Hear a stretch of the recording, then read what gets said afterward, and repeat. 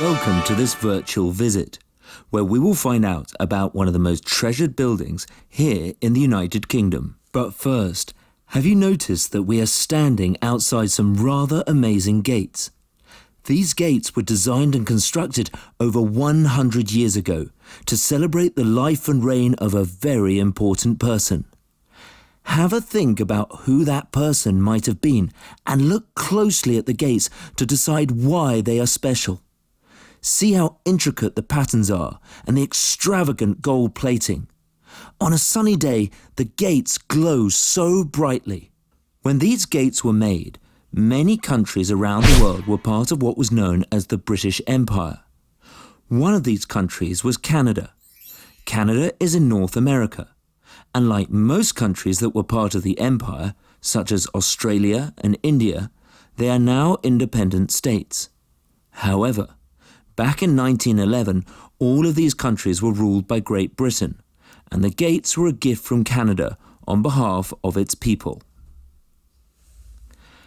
I wonder if you've ever worked out who they might have been for. That's right, we are actually outside Buckingham Palace, and Canada Gate forms part of a much bigger monument to celebrate the life and reign of Queen Victoria, who reigned between 1837 and 1901. On our right is Green Park, which is one of 8 royal parks in London. You'll find plenty of wildlife in them, including swans.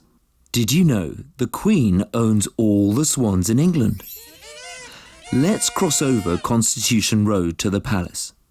Originally built as a large townhouse for the Duke of Buckingham in 1703, King George III bought it in 1761 for Queen Charlotte, earning it the title the Queen's House. Sometimes Constitution Road can be much busier than this, and it is where you might see the Queen in a motorcade being driven into or out of the palace. She would be in one of her official vehicles, accompanied by a police on motorbikes and other special protection vehicles with her to keep her safe. Now is our chance to have a closer look at Buckingham Palace by peeking through the railings. The palace has 760 windows. That must be rather a lot of window cleaning. If you look carefully, you can see a flag flying from the top of the palace. Is the Queen in or is she out? Maybe she is looking through one of those windows right now. There is a trick to know whether the Queen is at home or not. Do you know what it is? Let's have a look at the flags that might be flying, and then we will find out. Firstly, the Union Jack is the one you are probably familiar with. What's another word for union? Joined. How did they arrive at this official flag design for the United Kingdom? Simple. By joining the flags of 3 countries that form it: England, Scotland, and Northern Ireland. If this flag is flying, then the Queen is not at home. This flag might be flown at half-mast if there is a death in the royal household. For example, when the Queen Mother passed away in 2002. The other flag that might be flying above Buckingham Palace is the Royal Standard. It is divided into 4 sections, each representing an ancient realm of the British Isles. What are the different animals on this flag? Wherever the Queen is in residence, this is the flag that will fly. So if it is not flying at Buckingham Palace, don't expect her to give you a royal wave out of the window. It will probably be flying at one of her other residences around the UK instead, such as Windsor Castle, Sandringham, or Balmoral. As we walk towards the front gates of Buckingham Palace, we can get an idea of how big it really is. In total, the palace has 775 rooms, including 188 staff bedrooms, 52 royal and guest bedrooms, 19 staterooms, and 78 bathrooms. It could be tricky remembering where you left your toothbrush. It also has a post office, swimming pool, doctor's surgery, and even a cinema. In total, the ground spans 20 football pitches. Now, as you look through the railings, you'll notice some men in uniform standing next to the palace at their sentry posts. These soldiers are fully operational, patrolling the grounds of Buckingham Palace. They are instantly recognisable as the Queen's Guard because of their unusual and distinctive uniforms, and you might see them marching between their posts. The Queen's Guard is usually made up of soldiers from one of 5 different infantry regiments: the Grenadier Guards, the Irish Guards, the Scots Guards, the Welsh Guards, and the Coldstream Guards. Did you know each regiment has slight differences to their uniform? For instance, look at the buttons of their uniforms, the emblems on their collars, or at the colour of the plumes.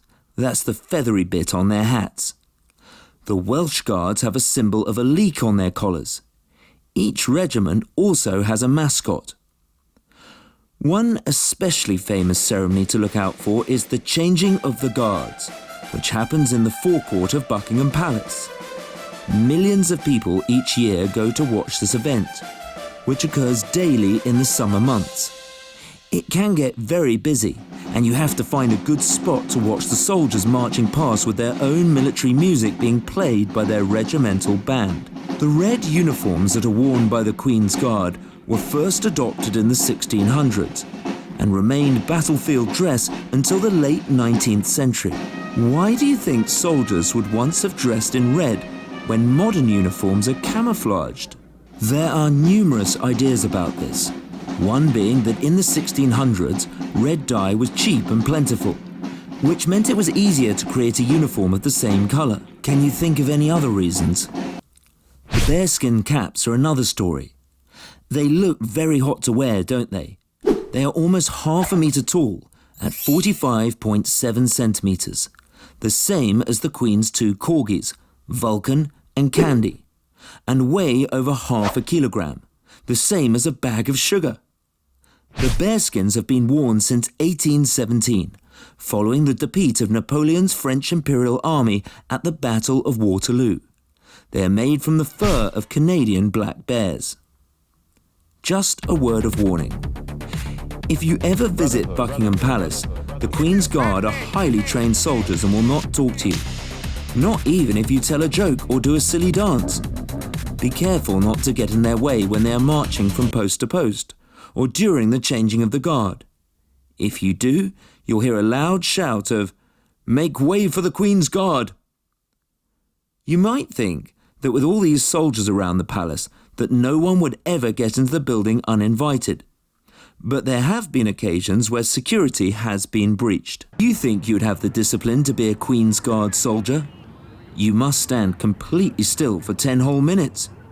You can then march up and down in front of your sentry box, before standing totally still for another 10 minutes, and repeat this for 2 more hours. Also, did you know that while you're on guard, you're not allowed to have food, water, or even a toilet break? We're now standing outside the main gate. If you look up, you will see 2 magnificent emblems.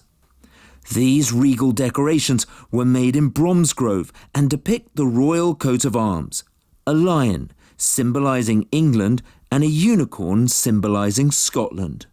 Through the railings you can see the famous balcony in the centre of the building.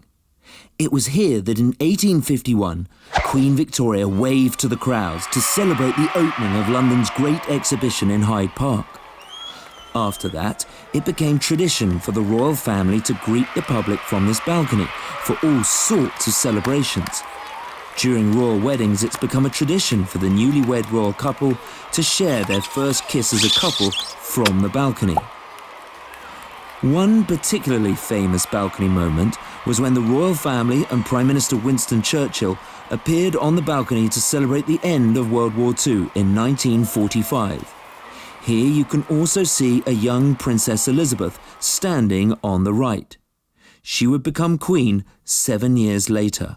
During the war, London and other cities in the United Kingdom suffered many air raids. Many buildings were destroyed and lots of people lost their lives. Princess Elizabeth and her younger sister Princess Margaret went to stay at Windsor Castle for safety. However, their parents, the King and Queen, both stayed at Buckingham Palace, to raise public morale. The palace was bombed 9 times during the Blitz, and the royal chapel was destroyed. Let's head towards the Victoria Memorial. Either side of the steps are 2 impressive bronze statues, a gift from New Zealand. The left statue is a blacksmith holding a hammer. He represents manufacture. The right statue is a woman holding a sickle.